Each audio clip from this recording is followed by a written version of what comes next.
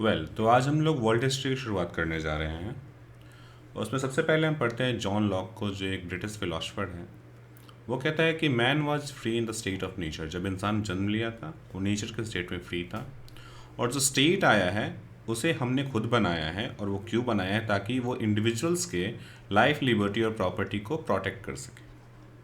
तो हमने खुद डिवाइस किया स्टेट को, ठीक है। उसका बाद उसने कहा है कि जो ये लाइफ, लिबर्टी और प्रॉपर्टी है, ये ह्यूमंस का प्री एग्जिस्टिंग राइट्स है, और इसके साथ ही एक इंसान पैदा होता है। साथ साथ ये जो divine right of rule of nobility है उसे क्वेश्चन करता है। कहता है कि जो राजा है वो राजा बना नहीं है, उसे हमने खुद बनाया है ताकि वो हमारे अधिकारों को प्रोटेक्ट कर सके। ये कहता है जॉन लॉक। उसका जो दूसरा है वो है रूसो। रूसो कहता है एक सोशल कॉन्ट्रैक्ट थ्योरी देता है। वो कहता है कि जो सब्जेक्ट्स हैं उन्होंने वॉलंटरली अपनी मर्जी से एक अथॉरिटी को अपॉइंट किया है ताकि वो उन्हें गवर्न कर सके। मतलब जो किंग है उसे सब्जेक्ट ने खुद चूज किया है। और जो ये सोशल कॉन्ट्रैक्ट है वो एग्जिस्ट किसके बीच करता है? सब्जेक्ट्स के बीच, और जो रूलर है, जो किंग है, उसके बीच। इन दोनों के बीच एक सोशल कॉन्ट्रैक्ट एग्जिस्ट करता है कि जो किंग होगा वो इस अपने सब्जेक्ट्स के वेलफेयर को इंश्योर करेगा, उनका ख्याल रखेगा। और अगर किंग ये नहीं करता है, रूलर ये नहीं करता है, तो हम उसे ओवरथ्रो कर सकते हैं। जो सब्जेक्ट है उसे ओवरथ्रो करता है। ये कहता है रूसो।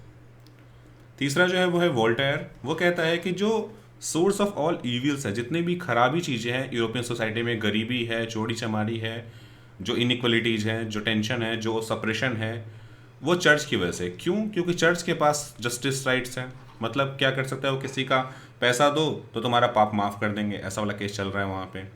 उसके बाद जो किंग है, किंग के पीछे भी चर्च काम कर रहा है। जो प्रीस्ट है, हेड प्रीस्ट, वो कहता है किंग कौन रहेगा, नोबिलिटी के पास राइट है तुम्हारे ऊपर रूल करने का, वो भगवान का अवतार है, ऐसा वगैरह समझाया जा रहा है वहाँ पे।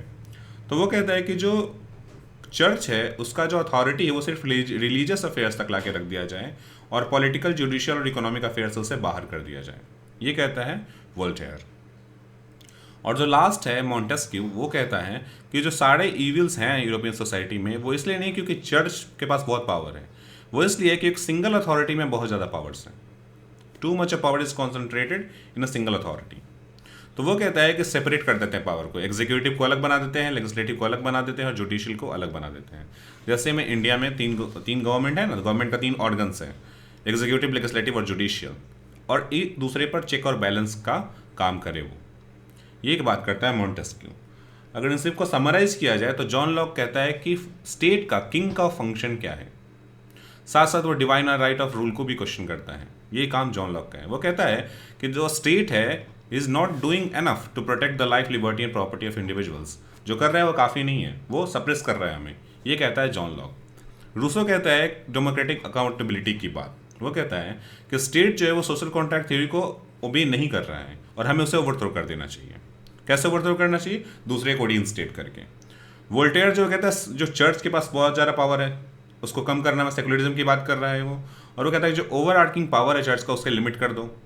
मॉन्टेस्क्यू जो है वो सेपरेशन ऑफ पावर्स की बात करता है कि तीन ऑर्गन्स में, लेजिस्लेटिव, जुडिशियरी और एग्जीक्यूटिव, तीन ऑर्गन्स में पावर्स को डिवाइड कर दो, और एक दूसरे पर चेक एंड बैलेंस वाला सिस्टम क्रिएट कर दो।